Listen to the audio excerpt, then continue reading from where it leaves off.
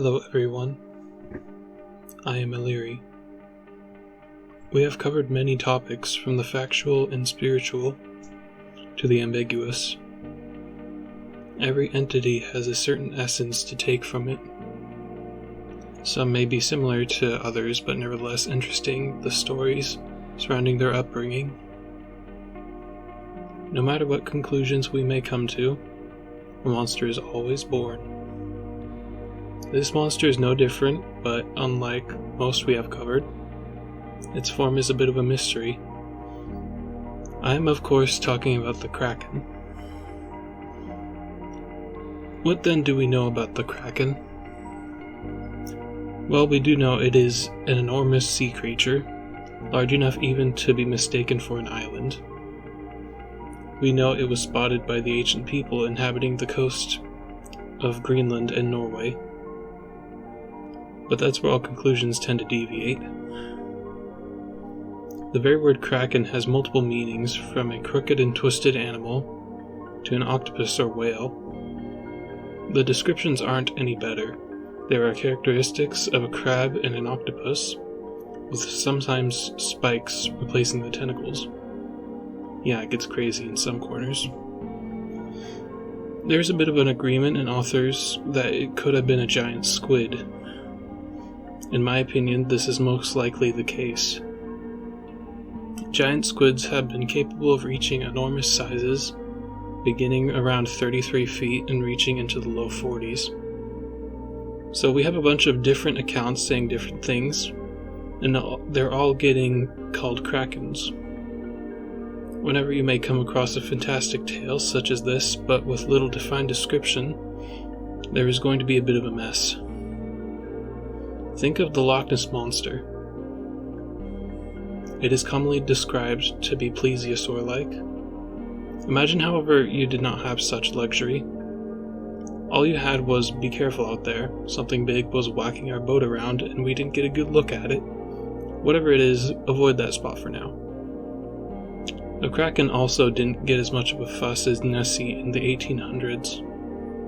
I suppose it's simply because a loch is a bit more accessible than the open sea, let alone its lack of any dinosaur description. This was something that simply existed, only a larger version of whatever it was. But that doesn't mean pop culture never adopted the idea of the Kraken, and they did something a little interesting.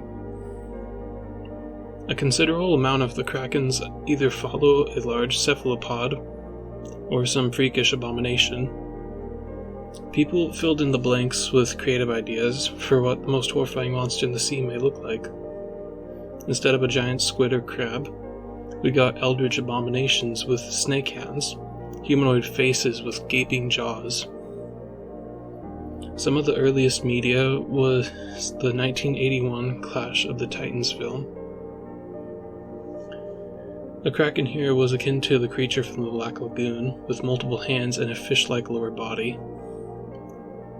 One could speculate this happened because they wanted to use a costume rather than a large octopus.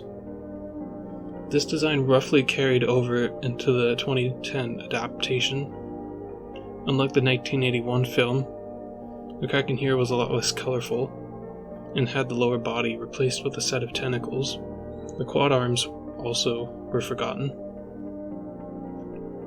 This design actually led to the creation of the God of War Kraken, also depicting a headed tentacle monster.